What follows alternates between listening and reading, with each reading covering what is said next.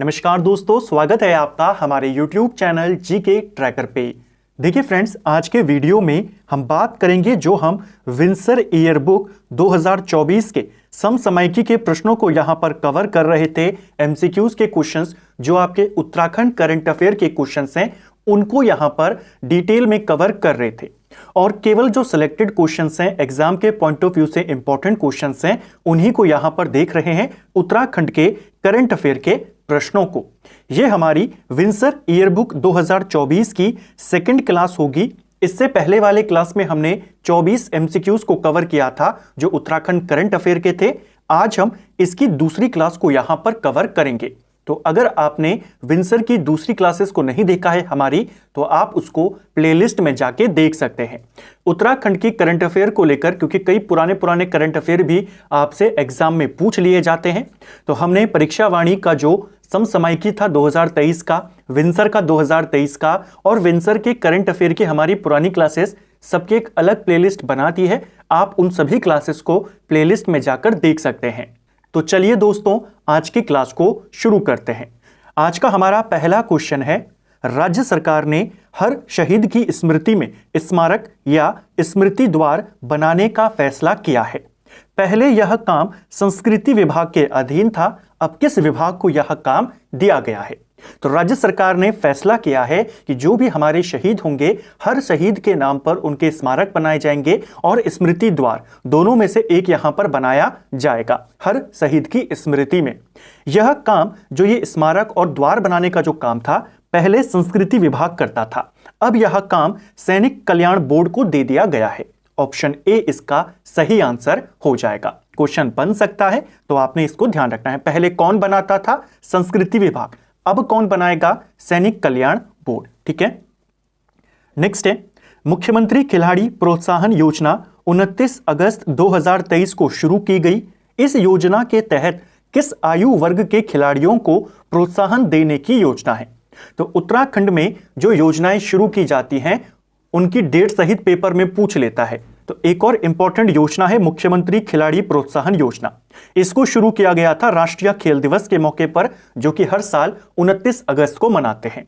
यह योजना 14 से 23 आयु वर्ग के जो खिलाड़ी हैं उनके लिए शुरू की गई है। तो इसमें किस आयु वर्ग के खिलाड़ियों को शामिल किया गया है? 14 से 23 वर्ष के खिलाड़ियों को। ठीक है। इस योजना के तहत इस आयु वर्ग के लगभग 200 खिलाड़ियों का चयन किया जाएगा और इनको हर महीने सरकार के द्वारा 2000 रुपए प्रोत्साहन राशि दी जाएगी। साथ में सालाना 10,000 रुपए इनको दिए जाएंगे, इनकी जो खेल की किट आती है उसके लिए। ठीक है। तो एक इंपॉर्टेंट योजना है। बहुत जल्द उत्तराखंड में जो आपकी नई योजनाएं हैं और जो पुरानी पॉपुलर योजनाएं हैं उनको लेकर एक वीडियो आएगा, जिसमें आपके उत्तराखंड की अभी तक की पिछले 24 साल में जितनी योजनाएं हैं जो इंपॉर्टेंट हैं और जो लेटेस्ट हैं, वो सारी एक सिंगल वीडियो में कवर हो जाएंगी। तो इस योजना को याद करेंगे किस आयु वर्ग के लिए है। ठीक है। नेक्स्ट है, मुख्यमंत्री सशक्त बहना योजना 22 अगस्त 2023 को शुरू की गई। इस योजना के तहत महिला स्वयं सहायता समूह को किस तरह का सहयोग दिया जाएगा? तो पहला क्वेश्चन तो यह हो गया कि मुख्यमंत्री सशक्त बहना योजना किसके लिए है? तो जो महिला स्वयं सहायता ग्रुप्स होते हैं उनके लिए है। और किस प्रकार उनको मदद की जाएगी? क्या उनको विपणन में मदद की जाएगी, यानी उनको मार्केटिंग में मदद की जाएगी, या उनको मशीनें दी जाएंगी, उनको लोन दिया जाएगा, या भवन दिया जाएगा? तो जो ये योजना है मुख्यमंत्री सशक्त बहना योजना अगस्त 2023 में शुरू हुई है, यह महिला स्वयं सहायता ग्रुप्स के लिए है और उनके द्वारा जो उत्पाद बनाए जाते हैं, बहुत सारे ग्रुप्स जो ऐसे हैं महिला स्वयं सहायता ग्रुप्स, उत्तराखंड की बात करें 37,000 से ज्यादा ऐसे ग्रुप्स उत्तराखंड में अभी संचालित हैं।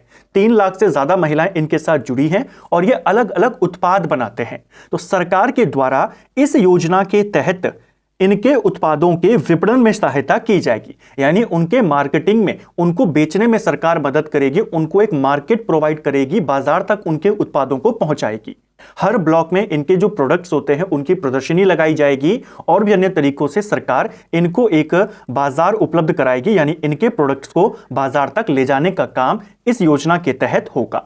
तो किसके लिए है, क्या इस योजना से होगा और कब शुरू की गई, ये तीनों बातें आपको पता होनी चाहिए।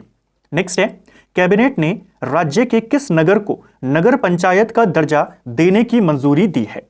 तो कैबिनेट ने, राज्य सरकार ने उत्तराखंड में 2 नगर ऐसे चुने हैं जिनको नगर पंचायत का दर्जा दिया गया है। तो नए नगर पंचायत बने हैं उत्तराखंड में। एक बना है नंदा नगर, जिसे नंदा घाट भी कहते हैं, और एक बना है पिथौरागढ़ का मुनस्यारी। तो आपने इन दोनों को याद करना है। ऑप्शन सी इसका सही आंसर होगा। सीधा क्वेश्चन आ जाएगा, इनमें से कौन हाल ही में नगर पंचायत का दर्जा दिया गया? तो आप कहेंगे नंदा नगर चमोली में, और पिथौरागढ़ के मुनस्यारी को यहां पर नगर पंचायत बनाया गया। इसके अलावा नैनीताल में जो ऑलरेडी एक नगर पंचायत थी भीमताल, इसको उच्चीकृत करके नगर पालिका बना दिया गया। एक और चीज याद करेंगे, जो आपकी मसूरी है, मसूरी को पहले उप तहसील का दर्जा प्राप्त था, अब इसको तहसील का, पूर्ण तहसील का दर्जा दे दिया गया है। तो ऐसे क्वेश्चन आपके बन जाते हैं। ठीक है, नेक्स्ट है, उत्तराखंड में बाघों की संख्या बढ़कर 560 हो गई। बाघों की संख्या के में राज्य किस स्थान पर है? तो पूरे देश में बाघों की संख्या के संदर्भ में उत्तराखंड कौन से नंबर पे आता है, यह क्वेश्चन बनता है। देखिए, सबसे ज्यादा बाघ पूरे देश में बात करें तो वो टाइगर स्टेट में है, जो कि एमपी कहलाता है। मध्य प्रदेश में बाघों की संख्या की बात करें तो ये लगभग 785 के करीब है। इसके बाद दूसरे नंबर पर बाघों की जो संख्या है वो आपके कर्नाटक में है 563, और फिर हमारे उत्तराखंड में है 560। तो उत्तराखंड कौन से नंबर पे आता है? तीसरे नंबर पे आता है। ऑप्शन सी सही उत्तर हो जाएगा। ठीक, देश में टोटल बाघ कितने हैं? 3682 बाघ हैं पूरे देश में, और लगभग 50% इन्हीं 3 राज्यों में आते हैं। तो सबसे ज्यादा एमपी, फिर कर्नाटक और फिर उत्तराखंड। क्वेश्चन आएगा कितनी है बाघों की संख्या उत्तराखंड में? 560 है। ठीक है, नेक्स्ट है, नैनीताल जनपद की कोशिया कुटौली तहसील के नाम बदलकर क्या कर दिया गया है? यानी अब इस तहसील को किस नाम से जाना जाएगा? तो पहला क्वेश्चन, कोशिया कुटौली तहसील कहां है? आपके नैनीताल जिले में है। इस तहसील का नाम बदलकर अब श्री कैंची धाम कर दिया गया है। तो सीधा क्वेश्चन आएगा, श्री कैंची धाम किस तहसील का नया नाम है? आप कहेंगे कोशिया कुटौली तहसील। ठीक है, इसको आपने ध्यान रखना है। जो नील करौली बाबा हैं उनका यह प्रसिद्ध धाम है। हर साल यहां पर 15 जून को विशाल भंडारे का आयोजन भी किया जाता है। यह तिथि पेपर में पूछी जाती है। और अब जो ये तहसील है इसका नाम क्या कर दिया गया है? श्री कैंची धाम कर दिया गया है। ठीक है, नेक्स्ट है, वर्ष 2022 में 12 महिलाओं को वीरता के लिए तिलू रौतेली पुरस्कार दिया गया था। वर्ष 2023 में यह पुरस्कार राज्य की कितनी महिलाओं को प्रदान किया गया? तो देखिए, तिलू रौतेली पुरस्कार वीरता के लिए महिलाओं को हर साल दिया जाता है। 2022 में इसके लिए 12 महिलाओं को चुना गया था, जबकि 2023 में यह 14 महिलाओं को दिया गया। ऑप्शन सी सही आंसर होगा। वीर बाला तिलू रौतेली दिवस के मौके पर सीएम के द्वारा यह पुरस्कार महिलाओं को दिए गए। कब मनाया जाता है तिलू रौतेली दिवस या वीर बाला तिलू रौतेली दिवस? यह मनाया जाता है हर साल 8 अगस्त को। ठीक है, क्योंकि इसी दिन इनका जन्म हुआ था। 8 अगस्त 1661 में इनका जन्म हुआ था। नेक्स्ट है, राजधानी देहरादून के किस क्षेत्र में 6000 करोड़ रुपए की लागत से एडमिन सिटी बनाने का प्रस्ताव है?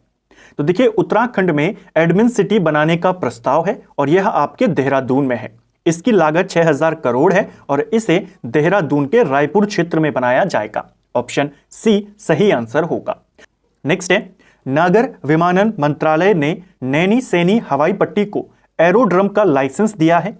यह हवाई पट्टी किस जनपद में है? देखिए, एरोड्रम का लाइसेंस दिया है, यानी इसको जो ये नैनी सैनी हवाई पट्टी है, यहां पर जो बड़े प्लेन्स होते हैं उनको लैंडिंग का, टेक ऑफ करने का जो लाइसेंस है वो इस हवाई पट्टी को मिल गया है। काफी समय पहले इसका निर्माण किया गया था, लेकिन इसका इस्तेमाल नहीं होता था। अब इसको मंत्रालय से लाइसेंस मिल गया है, तो अब इसका इस्तेमाल हो सकता है। इस पर प्लेन उतर सकते हैं और यहां से उड़ भी सकते हैं। तो सार्वजनिक हवाई सेवा के लिए अब इस नैनी सैनी पट्टी को लाइसेंस मिल गया है। नैनी सैनी हवाई पट्टी आपके पिथौरागढ़ में है। ऑप्शन बी सही आंसर होगा।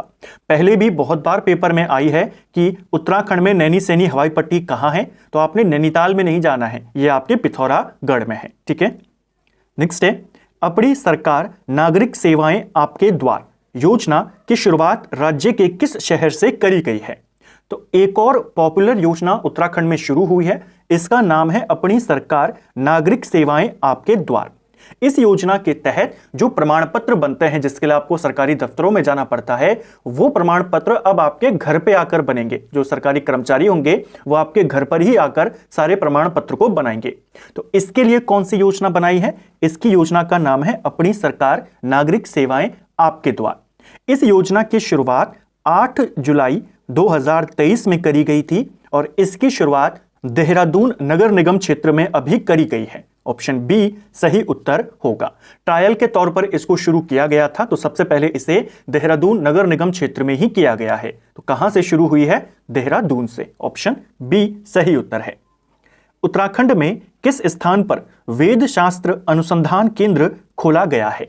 ऐसे क्वेश्चन उत्तराखंड में पूछे जाते रहते हैं। वेद शास्त्र अनुसंधान केंद्र की बात करें, यह खोला गया है देवप्रयाग में। ऑप्शन डी सही आंसर होगा।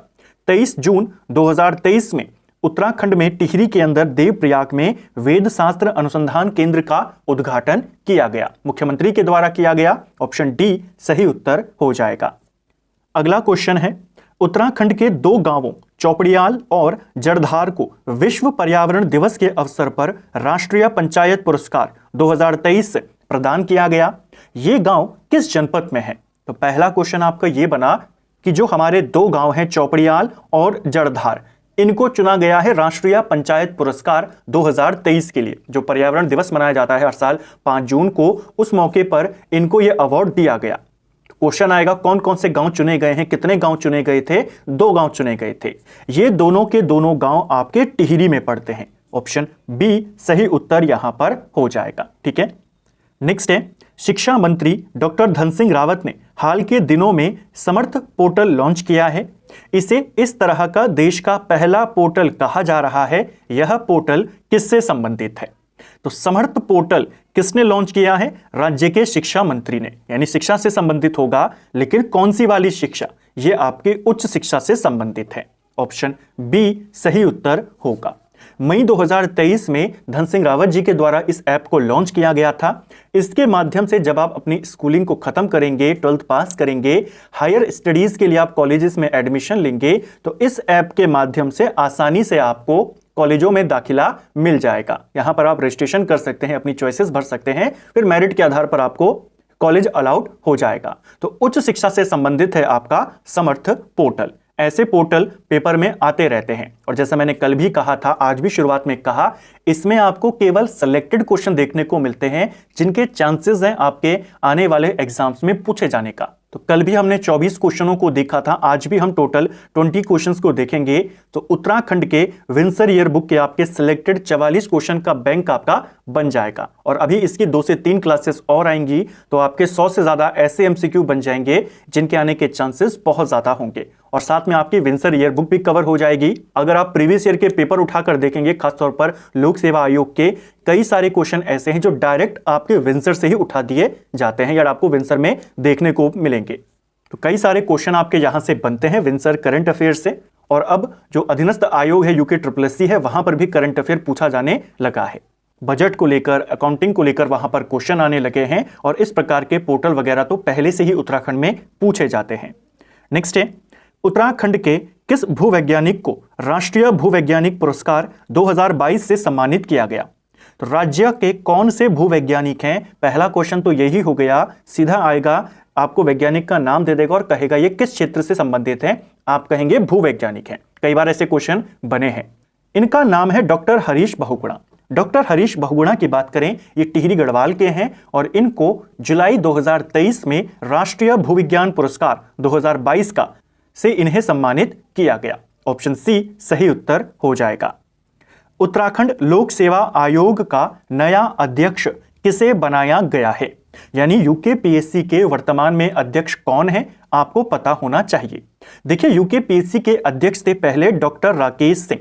इन्होंने त्यागपत्र दिया, उसके बाद कार्यवाहक अध्यक्ष बने थे जगमोहन राणा। ठीक है, बाद में इनका कार्यकाल पूरा हुआ। वर्तमान में अक्टूबर 2023 में नए अध्यक्ष नियुक्त किए गए थे डॉक्टर रविदत्त गोदियाल। तो इसका सही आंसर हो जाएगा option D, doctor Ravidutt Godiyal वर्तमान में लोक सेवा आयोग के अध्यक्ष हैं। ठीक है, नेक्स्ट है, 69वें राष्ट्रीय फिल्म पुरस्कार 2023 के लिए उत्तराखंड की किस फिल्म को सर्वश्रेष्ठ गैर फीचर फिल्म अवार्ड के लिए चुना गया है? देखिए, जो 69वें राष्ट्रीय फिल्म पुरस्कार दिए गए 24 अगस्त 2023 को इसका एक समारोह आयोजन किया गया और वहां पर अवार्ड दिए गए। इस समारोह में उत्तराखंड की 2 फिल्मों को भी पुरस्कार दिया गया। एक फिल्म थी पाताल टी और एक फिल्म थी एक था गांव। जो पाताल टी है, इस फिल्म के लिए जो इस फिल्म के सिनेमेटोग्राफर हैं बिट्टू रावत, उनको सर्वश्रेष्ठ सिनेमेटोग्राफर का अवार्ड दिया गया। ठीक है, लेकिन सर्वश्रेष्ठ फिल्म का अवार्ड गैर फीचर में किसको दिया गया? वो एक था गांव को दिया गया। तो दोनों आपने याद करना है कि किस व्यक्ति को सर्वश्रेष्ठ सिनेमेटोग्राफ का अवार्ड मिला है, किस फिल्म के लिए मिला है, तब आंसर होगा पाताल टी। और किस फिल्म को गैर फीचर फिल्म में सर्वश्रेष्ठ का अवार्ड मिला है, तो वो हो जाएगा एक था गांव। दोनों फिल्में उत्तराखंड की हैं, तो पूछा जाने के चांसेस इनके बहुत ज्यादा हैं। ठीक है, जो एकता गांव है ये आपके पलायन पर बेस्ड है। ठीक है, इसमें जो उत्तराखंड में जो घोस्ट विलेज होते हैं, भूतहा विलेज यानी जो वीरान गांव हैं, उनके बारे में बताया गया है। पाताल टी की बात करें तो इस फिल्म का निर्माण रुद्रप्रयाग के कुछ युवकों के द्वारा किया गया है और इसमें जो हिमालय के शिखरों पर जो पवित्र जल है, कैसे एक पोता अपने दादा के लिए उनको लाने की कोशिश करता है, प्रयास करता है, उसको दिखाया गया है। एक क्वेश्चन और बन सकता है, पाताल टी किस जनजाति पर आधारित है? तो यह आपके भोटिया बोली में भोटिया जनजाति पर आधारित है। ठीक है, नेक्स्ट है, उत्कृष्ट कार्य के लिए आंगनबाड़ी कार्यकर्ताओं को दिया जाने वाला पुरस्कार वर्ष 2023 में कुल कितनी महिलाओं को दिया गया? तो देखिए, जब 8 अगस्त को टेलू रौतेली वीरता पुरस्कार दिया गया 14 महिलाओं को, उसी दिन आंगनबाड़ी कार्यकर्ताओं को उनके उत्कृष्ट कार्य के लिए ये वाला अवार्ड भी दिया गया। इस बार आंगनबाड़ी कार्यकर्ताओं जिनको ये अवार्ड मिला, उनकी संख्या 35 थी। ऑप्शन ए सही आंसर होगा। नेक्स्ट है, उत्तराखंड सरकार ने पहली बार विभिन्न साहित्यकारों के नाम पर उत्तराखंड साहित्य गौरव पुरस्कार वितरित किए। ये पुरस्कार कितने साहित्यकारों को प्रदान किए गए? देखिए, उत्तराखंड सरकार ने पहली बार अलग अलग साहित्यकारों के नाम पर उत्तराखंड साहित्य गौरव पुरस्कार दिया। 9 अलग अलग यहां पर साहित्यकार थे जिनके नाम पर अवार्ड दिए गए, जैसे चंद्रकुंवर बर्थवाल पुरस्कार, शैलेश मटियानी पुरस्कार, पीताम्बर दत्त बर्थवाल पुरस्कार, भैरव दत्त धूलिया पुरस्कार, गुमानी पंत पुरस्कार, भजन सिंह पुरस्कार, इस प्रकार। तो अलग अलग 9 साहित्यकारों के नाम पर 9 साहित्यकारों को यह अवार्ड दिया गया। तो संख्या कितनी हो जाएगी? 9 हो जाएगी। ऑप्शन सी सही उत्तर हो जाएगा। किस किस को यह अवार्ड मिला, किस के नाम से मिला, इतना शायद डिटेल में ना जाए, फिर भी आपको पता होना चाहिए। आप एक कॉपी में लिख लीजिए, क्योंकि उत्तराखंड में कुछ भी आपसे पूछा जा सकता है। वैसे इतना डिटेल में जाएगा बहुत मुश्किल है। सिर्फ 9 नाम याद कर लीजिए किस किस को मिला। चंद्रकुंवर बर्थवाल पुरस्कार संतोष कुमार तिवारी को मिला, शैलेश मटियानी पुरस्कार अमृता पांडे को मिला, पीताम्बर दत्त बर्थवाल पुरस्कार प्रकाश चंद तिवारी जी को मिला, भैरव दत्त धूलिया पुरस्कार दामोदर जोशी को मिला, गुमानी पंत पुरस्कार राजेंद्र सिंह बोरा को दिया गया, भजन सिंह पुरस्कार नरेंद्र कठेत को दिया गया, गोविंद चातक पुरस्कार महावीर सिंह रवाल्टा को दिया गया और उन्वान चिश्ती पुरस्कार ये दिया गया राजेंद्र आनंद असीर को, और अंत में जो पूर्ण सिंह पुरस्कार था वो गुरदीप को दिया गया। तो इतना डिटेल में नहीं जाएगा, सिर्फ इतना पूछा जा सकता है कि इस बार उत्तराखंड साहित्य गौरव पुरस्कार कितने साहित्यकारों के नाम पर और कितने साहित्यकारों को दिया गया। तो 9 के नाम पर 9 को दिया गया। नेक्स्ट है, प्रधानमंत्री आवास योजना ग्रामीण परफॉर्मेंस इंडेक्स में उत्तराखंड को देश में कौन सा स्थान प्राप्त हुआ है? तो जो प्रधानमंत्री आवास योजना ग्रामीण का परफॉर्मेंस इंडेक्स है, इसमें उत्तराखंड को देश में दूसरा स्थान प्राप्त हुआ है। ऑप्शन बी सही आंसर होगा।